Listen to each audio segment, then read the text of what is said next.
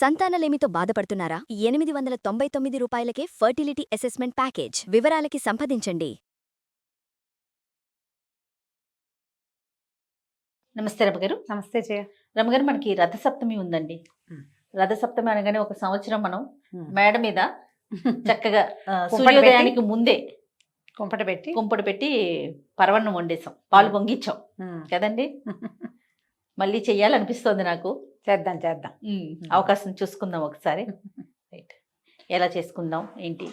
మాఘశుద్ధ సప్తమి సూర్యనారాయణమూర్తి పుట్టినరోజుగా చెప్తారు. పుట్టినరోజు అనే కాకుండా ఈ రోజున పూర్తిగా ఉత్తరం వైపుకి వాలి నడవడం పెడతాడు సూర్యుడు. కాలాన్ని 2 విధాలుగా విభజించుకుంటాం మనం, ఉత్తరాయణ దక్షిణాయనాలుగా. దక్షిణాయనం గడిచి మనం ఉత్తరాయణంలోకి ప్రవేశించాం. ఈ ఉత్తరాయణం ఎప్పుడు ప్రవేశించాము? మకర సంక్రాంతితోటే మనం ఉత్తరాయణంలోకి ప్రవేశించాం. అంటే సూర్యుడు ఉత్తరం వైపుకి నడవటం మొదలు పెడతాడని సూచన. ఇది దేవతల మెలకువ కాలమని, అంతా సిద్ధంగా ఉంటారని, మెలకు వచ్చి మన కోరిన వరాలు ఇస్తారని, ఇట్లా విశేషంగా కొన్ని పండుగల కాలమని చెప్పుకుంటాం. అయితే ఈ సంక్రమణం కూడా చాలా విశేషంగా సూర్యనారాయణమూర్తికి విశేషంగా సేవించుకుంటాము. తర్వాత ఏమో పితృతర్పణాలు అవి పెడతాం, పెద్దల రోజులుగా సేవించుకుంటాము. ఆ తర్వాత ఆ వెంటనే ఇంకొక దగ్గరలోనే, ఈసారి మరీ దగ్గరలో సంక్రాంతి పండగ అయిన వారానికే మనకి రథసప్తమి కూడా వచ్చింది. కొంచెం కాస్త అటు ఇటుగా వెళ్తూ ఉంటుంది. ఈసారి కాస్త ఒక రవ ముందుగా వచ్చింది. ఈ మాఘమాసం మొదలుపెట్టిన దగ్గర నుంచి, మాఘమే సౌరమాసంగా చెప్తాం, ఆరోగ్య మాసంగా చెప్పుకుంటాం. మాఘమాసంలో విశేషంగా సూర్యారాధన చేస్తాం. అందులో సప్తమి మరీ విశేషమైంది. మాఘం మొదటి రోజు నుంచి చివరి రోజు దాకా ప్రతిరోజు సూర్యనారాయణమూర్తి దర్శనము, సూర్యుడికి అర్ఘ్యం ఇవ్వటము, సూర్య సంబంధితమైనటువంటి స్తోత్రం చదువుకోవటము, విశేషమైన సేవం జరపటము మన పద్ధతి.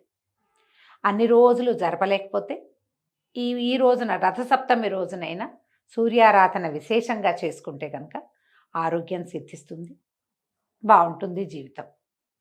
అయితే ఈ రోజు నుంచి, ఇప్పుడు ఉత్తరాయణం మొదలైన దగ్గర నుంచి ఉత్తరం వైపుకి కొద్దిగా కొన్ని డిగ్రీలు అట్లా తిరగటం మొదలు పెడతాడు. ఈ రోజు నుంచి ఉత్తరం వైపుకి వాలిపోతాడు పూర్తిగా, నడక మారుతుంది. ఇవాళ నుంచి మనకి సంక్రాంతి పండగ రోజునే ఎండ పెరిగింది. అవునండి, మెల్లిగా ఎండెక్కుతుంది. మాఘం వచ్చేసరికి చురుకెక్కుతుంది.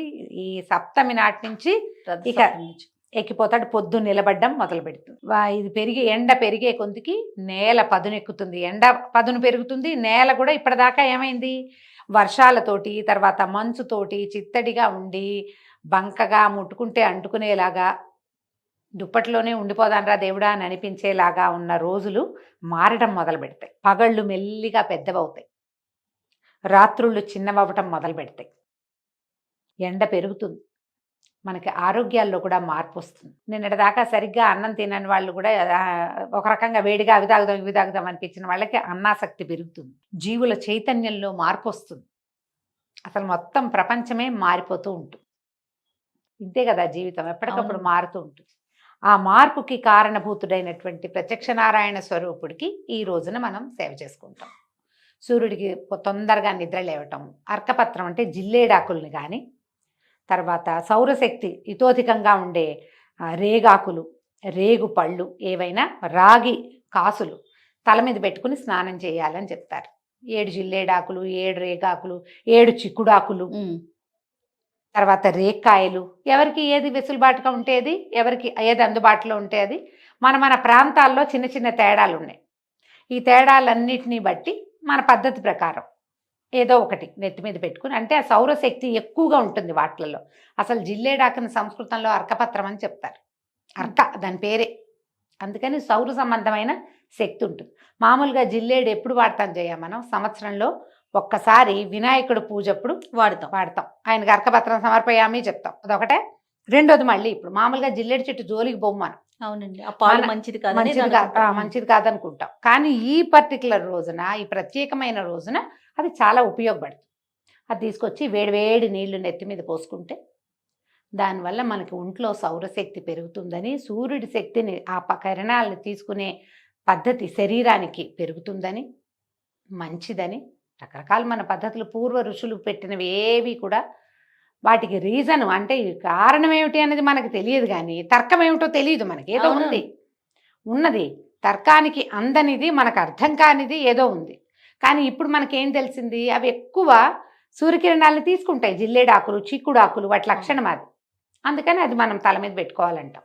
రాగి కాసులు, రాగి ఒకటి, తర్వాత ఏమో ఈ మన రేక్కాయలు, రేగాకులు, వాటన్నిటికీ అదే లక్షణం ఉంటుంది. నెత్తి మీద పోసుకొని నీళ్ళు పోసుకోవటము. పెద్దవాళ్ళు చిన్నవాళ్ళు అందరూ వేడివేడి నీళ్ళతో తలస్నానం చేయాలని. తర్వాత ఈ తూర్పున తెల్లవారకుండానే చిక్కుడుకాయలతోటి రథం చేసి, ఆ రథం మీదకి ఈ సూర్యుడిని ఆవాహన చేసి, సూర్యరశ్మి ఎక్కడ తగులుతుందో అక్కడ పొయ్యి కానీ, కుంపటి కానీ, స్టవ్ కానీ ఏదో ఒకటి ఏర్పరచుకుని, సూర్యకిరణాలు పడేలాగా పాలు పొంగించి, ఆ పాలలో బియ్యము, తర్వాత ఏమో చిక్కుడు గింజలు లాంటివి వేసి ఉడికిచ్చి, బెల్లమో పంచదారో చేర్చి పాయసంగా వండి, దాన్ని అక్కడే మనం ఎక్కడైతే ఇది పెట్టుకున్నామో, ఈ పొయ్యి పెట్టుకున్నామో అక్కడి నుంచి దించి అక్కడే కొంచెం చిన్న సూర్యుడికి ఒక ముగ్గు అది ఏర్పరచుకుని, ప్రత్యక్ష నారాయణ రూపుడికే మనం ఈ పాయసాన్ని నివేదన చేసుకోవాలి. జీడిపప్పులు అవి వేయరు. పెద్దవాళ్ళు ఏం చెప్తారంటే, సూర్యనారాయణమూర్తికి పళ్ళు ఉండవు, జీడిపప్పులు పంటి కింద పడతాయి కాబట్టి వేయకూడదు అంటారు. అలాగప్పుడు చిక్కుడు గింజలు కూడా వేయకూడదు కదా అని ఇంకో కొంతమంది చెప్తారు. చిక్కుడు గింజ కంటే జీడిపప్పు ఎక్కువ. పైగా ప్రధానమైనది ఏంటంటే, వేయించి వేసిన ఏ వస్తువు పనికిరాదు. ఒక పాత్రతో వండాము, ఇప్పుడు మనం జీడిపప్పులు వేయాలంటే ఏం చేయాలి, వేయించాలి కదా, ఆ పని పెట్టుకోకూడదు. ఒక పాత్రతోటే పాలు పొంగించి అందులో పరమాన్నం వండి, ఆ పరమాన్నాన్ని సూర్యనారాయణమూర్తికి నివేదన చేయాలి. ఆదిత్య హృదయం విధిగా చదువుకోవాలి. ఓకే. ఆదిత్య హృదయంతో పాటు ఈ సూర్యమండల స్తోత్రము, అలా ప్రత్యేకమైన ఉన్నాయి, ద్వాదశార్య స్తోత్రము, సూర్య కవచము, ఇలాంటివి చదువుకుంటే చక్కగా చాలా మంచిది. ఇవన్నీ ఏంటంటే స్కిన్ ఫ్రెండ్లీ, చర్మానికి మంచిది, ఆరోగ్యానికి మంచిది. సాధారణంగా మనం చెప్పుకునేది ఆరోగ్యం భాస్కరాదిచ్చేత్ అంటారు. ఆరోగ్యం ఎప్పుడూ సూర్యరశ్మి వల్లే వస్తుంది. బేసిక్ రూలు మనం చూడు, ఒక ఇంట్లో ఉన్నామా, తలుపులు వేసుకుని పొద్దుస్తమానం తలుపులు వేసుకుని ఉండొచ్చా? ఉండలేదు. కాస్త ఎండా వాన రావాలి, మనం ఒక ఇల్లు కొనుక్కోవాలన్నా, ఒక ఇల్లు అద్దెకి తీసుకోవాలన్నా క్రాస్ వెంటిలేషన్ ఉందా అని చూస్తాం. గాలి వెలుతురు చూసుకుంటాం కదా. ఇప్పుడు ప్రధానంగా గాలి వెలుతురు అంటే, వెలుతురికి ఆధారం ఎవడు మనకి? సూర్యుడే కాదు, ఆయనే కదా. అవి ఎక్కడి నుంచి అయినా తూర్పు ఎండ పడుతోందంటే అబ్బో ఆరోగ్యం మంచిది మంచిది అనుకుంటాం. అందుకని మనకి తూర్పు వాకిలి మంచిది, తూర్పు తిరిగి దండం పెట్టు, తూర్పు ముఖంగా పడుకో, తూర్పు ముఖంగా పూజించు, తూర్పున బరువు పెట్టకు, ఎన్ని చెప్తారు తూర్పుతోటి. అన్నీ తూర్పుతోటే ముడిపడి ఉంటాయి. ఆ తూర్పు ఎవరి దిక్కు? ఈయన దిక్కు. కాబట్టి మనకి 12 మంది ఆదిత్యులు ఉంటారట. మనకు కనపడేది ఒకడే కానీ 12 స్వరూపాల్లో ఉంటాడు. ప్రతి నెల ఒక్కొక్క స్వరూపం మారుతూ ఉంటాడు. అందుకని నెల నెలకి సూర్యుడి యొక్క ఆయన రాసుల్లోకి మారతాడు, స్వరూపం మారుతుంది, స్వభావం మారుతుంది. నెల మారేసరికల్లా ఆయన మారిపోతూ ఉంటాడు. అదే కనపడతాడు, కానీ రశ్మి తాలూకు వేగము, కాంతి, వాట్లల్లో తేడాలు వస్తూ ఉంటాయి. ద్వాదశాదిత్య స్తోత్రం ఒకటి ఉంది, చక్కగా అది చదువుకోవటం, ఈ పాయసం నివేదన చేయటం. సింపుల్ పాయసమే, అదేం పెద్ద బ్రహ్మ విద్య కాదు. కాస్త మనకు కావాల్సిన దానికంటే ఎక్కువ పాలు పొయ్యి మీద పెట్టుకోవాలి, స్టవ్ మీద పెట్టడం. ఆ పాలు పైకి పడిపోయినాయి అనకూడదు. పాలని ఇట్లా పొంగు రానిచ్చి అప్పుడు బియ్యాన్ని వేసుకోవాలి. ఈ బియ్యం ఏం చేయాలి, మనం ఒక గ్లాస్ 1 లీటర్ పాలు పెట్టామనుకోండి, ఒక 3-4 గుప్పెళ్ళ బియ్యమే తీసుకోవాలి. అది బియ్యానికి మా అత్తవారింట్లో అయితే నెయ్యి రాస్తారు చేయ, కడిగిన బియ్యం పనికిరావని చెప్తారు. బియ్యం కడిగితే ముక్కలు విరిగిపోతాయి, ముక్క విరగకూడదు. ఒక శాస్త్రం, మరి ఆ పద్ధతి అట్లా ఎందుకు చెప్తారు? నెయ్యి రాసుకుంటే కొంచెం శుద్ధి అవుతుందని ఏం చేస్తారు, కాస్త చక్కగా నెయ్యి రాసేసి ఇట్లా గుప్పెడితో తీసి 3 గుప్పెళ్ళు 3 సార్లు పొంగనిచ్చి, పొంగిన ప్రతిసారి ఓ గుప్పెడు చొప్పున వేస్తారు. 3 పెద్ద గుప్పెళ్ళు 3 చిటికలు వేసుకుంటారు. పిల్లలతో వేయించాలి, ఇంటిల్లిపాది వేయాలి. అవన్నీ మీ ఇళ్లలో ఏం పద్ధతులు ఉన్నాయో అవి చేసుకోండి. మా ఇంట్లో అయితే నేనే వేసుకుంటా, నేను ఎవరిని పిలవను.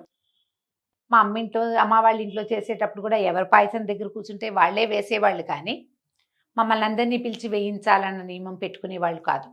ఎందుకైనా కానీ ఒక్కొక్కళ్ళ పద్ధతి అంతే. కొన్ని ఇళ్లలో కనిపిస్తుంది, ఇంటిల్లిపాది వచ్చి అందులో వేయటము, దండం పెట్టుకోవటము ఉంటాయి. అంటే అందరి చెయ్యి అందులో కలవాలను ఏదో సిద్ధాంతాలు, మీకు ఎలాంటి సిద్ధాంతం ఉంటే అట్లా చేసుకోండి. ఒక్కళ్ళే చేస్తే తప్పని, 2 భార్యాభర్త చేయాలని, పిల్లలతోటి వేయించాలని అవి ఏవి నియమాలు కాదమ్మా. అవి షో కోసం చూపించేవి మాత్రమే. మీ ఇంట్లో గనక అలాంటి నియమం ఉంటే మాత్రమే వాటిని పాటించండి. లేకపోతే ప్రసాదం 10 మంది ముట్టుకోకూడదని నా సిద్ధాంతం అయితే అది. ఓకే. పిల్లలు తలల మీద చేతులు పెట్టుకుంటారు, అట్లా అనిపిస్తుంది. ఉమ్. మనం మడిగా చేసేటప్పుడు అందరినీ మెడ ఎక్కడ కట్టిస్తాం, ఉమ్. మనం శుద్ధంగా చేసుకుంటాము. అన్ని చోట్ల తిరిగి పిల్లలు అటు ఇటు ఆడుకుంటూ వచ్చి ఆ చేతులు పెడితే అలా నా ఉద్దేశం, మడికి అంతేలే. పనికిరాదని. ఒక్కొక్కళ్ళది ఒకరిని దాన్ని మీరు ఓసిడి అనొచ్చు, ఓసిడి కానీ నేను దాన్ని మడి అనుకుంటాను, మీ ఇష్టం. కానీ ఇలా చేసి చక్కగా పాలు ఎక్కువ ఉండాలి. ఈ బియ్యము ఉడకాలి కదా, అవును. చాలా సమయం తీసుకుంటుంది. నిదానంగా సన్నని సెగ మీద మాడిపోకుండా, పాలు విరక్కండా చూసుకుని తాపీగా దాన్ని ఉడికించటము, తర్వాత బెల్లం వేయటము, వేస్తే చక్కగా కరిగి పాకం పక్వం అవుతుంది.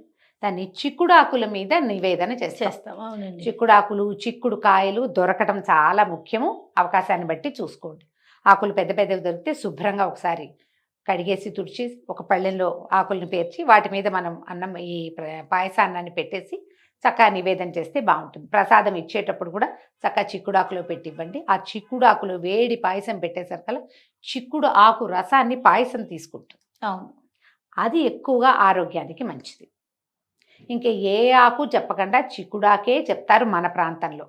ప్రాంతాలు మారాక కొన్ని చోట్ల అరిటాకులు, కొన్ని చోట్ల మర్రాకు అలా ఉంటే వాళ్ళ పద్ధతి అది. మనం అది చెయ్యం. మనకి ఇక్కడ ఏం చెప్పారో మన ప్రాంతం అంతా చిక్కుళ్ళ మీదే ఉంటుంది. మీ అవకాశాన్ని బట్టి చేసుకోండి. ఎంత కుదిరితే అంత చేయండి అమ్మా, మానేయద్దు అంతే. ఇందులో పూజలు ఏవి కుదరలా. ఇందులో ప్లస్ ఇంకోటి, మీ పీరియడ్స్ కూడా పొద్దునే లేచి సూర్యుని చూసి దండం పెట్టుకోండి. మీరు అష్టమి రథసప్తమి చక్కగా సాంగంగా చేసినట్టే. సూర్యుడికి దండం పెట్టడానికి ఏ అడ్డము లేదు. ఓకే. ఎంతో కొంత చేసుకోండి. మన ఆదిత్య హృదయం చక్కగా మనకి రికార్డులు దొరుకుతాయి. ఏదైనా ఒక రికార్డు పెట్టుకోండి. మీకు చేత కాకపోతే 3-4 స్తోత్రాలు దొరుకుతాయి. ఏ స్తోత్రం కుదిరితే ఆ స్తోత్రం చదువుకోండి. శ్రీ సూర్యనారాయణ మేలుకో అని ఒక పాట కూడా ఉంది, రేడియోలో వస్తుంది. ఇదివరకు మన చిన్నప్పుడు వచ్చేది. హాయిగా అదైనా వినండి. ఏదో ఒకటి చేయండి. దండమైన పెట్టుకుని రథసప్తమి పర్వదినాన్ని సుసంపన్నం చేసుకోండి. తప్పకుండా రమగారు. నమస్తే. నమస్తే జయ.